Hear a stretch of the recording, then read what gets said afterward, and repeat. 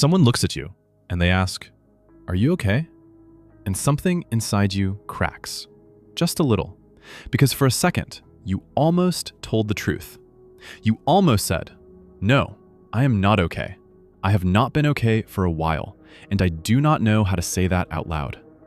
But instead, you smiled, and you said the two words that you have said 1,000 times before. "I'm fine."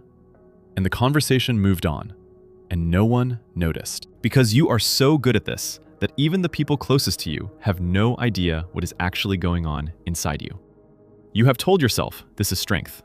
You have told yourself this is maturity. But deep down, you know the truth. It is exhausting. What you are wearing is a mask, not a visible one, not one you put on in the morning and take off at night. This mask is built into your personality.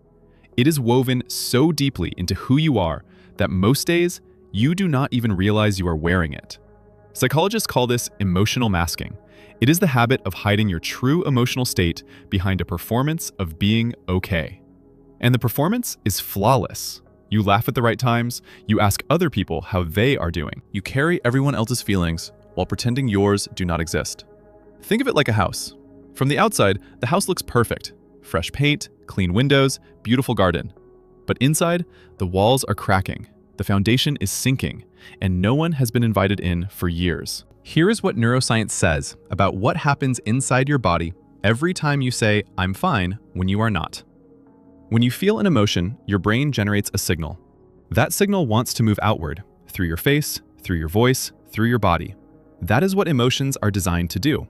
They are designed to be expressed. But when you suppress that signal, when you push "I am hurting" back down and replace it with "I'm fine," the emotion does not disappear.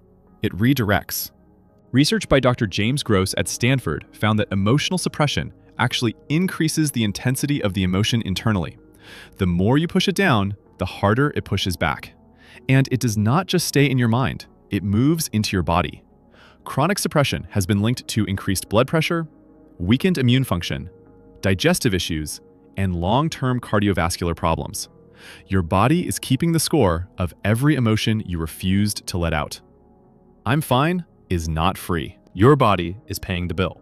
But here is what makes this more complex than most people realize. Not every "I'm fine" means the same thing. Your brain uses this phrase for completely different reasons depending on the situation. And understanding which mask you are wearing is the first step to taking it off. The first mask is the protector. This is when you say, "I'm fine," to protect the other person. You can see they are already stressed, already overwhelmed, and you make a quick calculation. My pain will add to their burden, so I will carry it alone. This mask comes from love, but it slowly isolates you from the very people who want to help. The second mask is the deflector. This is when you say, "I'm fine," because you do not trust the person asking, not because they are bad, but because you have opened up before and it was used against you. Someone minimized your feelings. Someone said you are overreacting.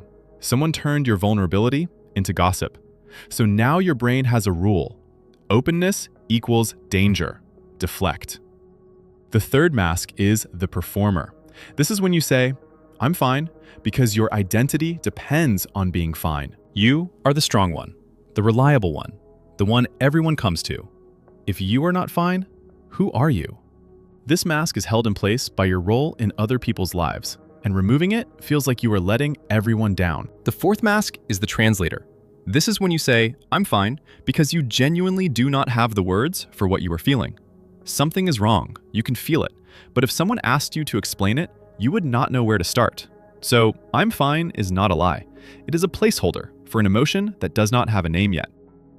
The fifth mask is the timer. This is when you say, "I'm fine," because it is not the right moment. You are at work, you are at a family dinner, you are in a public place where falling apart is not an option. So you set a timer in your head. "I will deal with this later."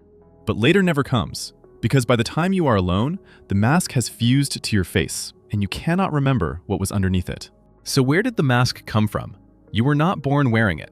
Babies do not say, "I'm fine." A baby screams when it is hungry, cries when it is scared, laughs when it is happy. There is no filter between what a baby feels and what a baby shows. So somewhere between that baby and the person you are now, you learned to install the filter. Maybe it was a parent who said, "Stop crying, you are fine." And your little brain heard, My pain makes them uncomfortable. I should hide it. Maybe it was a home where emotions were ignored. Not punished, just invisible. Nobody yelled at you for crying. They just did not notice. And that silence taught you that your feelings were not important enough to be seen. Or maybe it was one moment. One time you showed someone exactly how you felt, and they made you regret it. Once is enough. Your brain only needs one data point to write a rule that lasts a lifetime. Showing how you feel is dangerous. Say you are fine. Stay safe. And the cost of wearing this mask every day is something no one sees. You feel lonely in crowded rooms because you are surrounded by people who think they know you, but they only know the mask. You feel resentful toward people who never check on you, but how could they? You told them you were fine. You convinced them so well that they believed you, and now you are angry at them for trusting the lie you told. And the heaviest cost of all, you start to lose yourself. You have worn the mask for so long that you are not sure what your real face looks like anymore. You know what fine looks like, but you have forgotten what honest looks like. That is the loneliest feeling in the world. But remember that moment I described in the beginning? Someone asked, "Are you okay?" And something inside you cracked? That crack is not your weakness.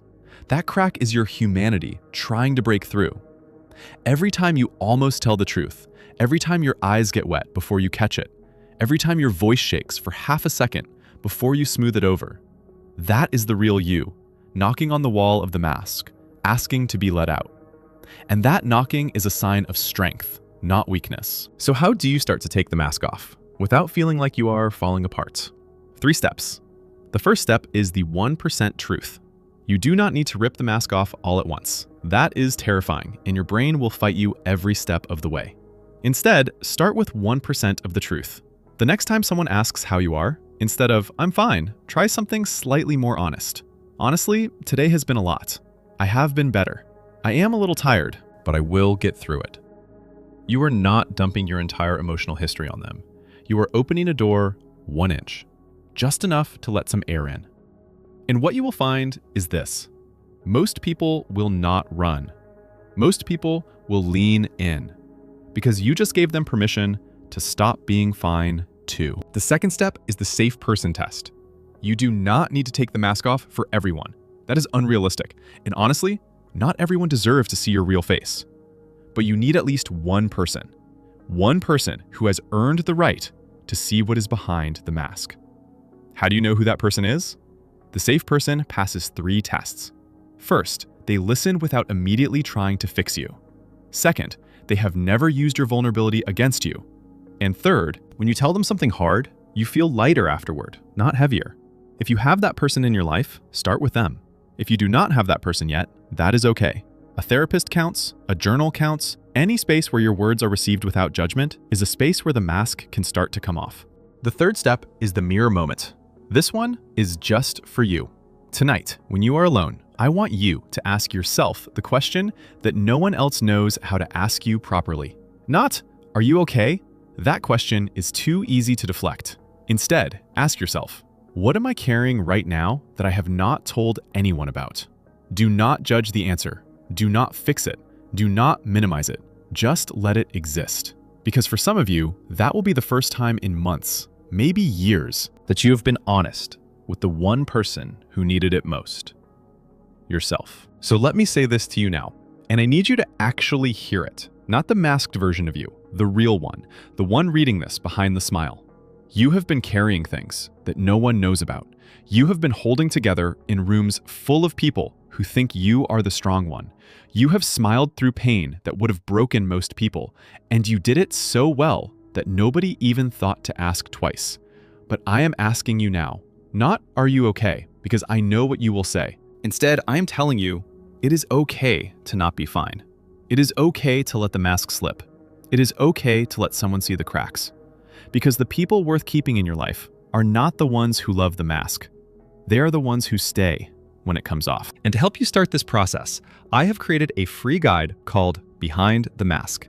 It has the 5 mask types explained in detail, the 1% truth scripts for different situations, the safe person checklist, and the mirror moment journal prompts to help you reconnect with what you are really feeling.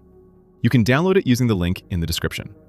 Now, if this video felt like it was written about you, this next one might explain why. It is about why the people who help everyone can never seem to help themselves.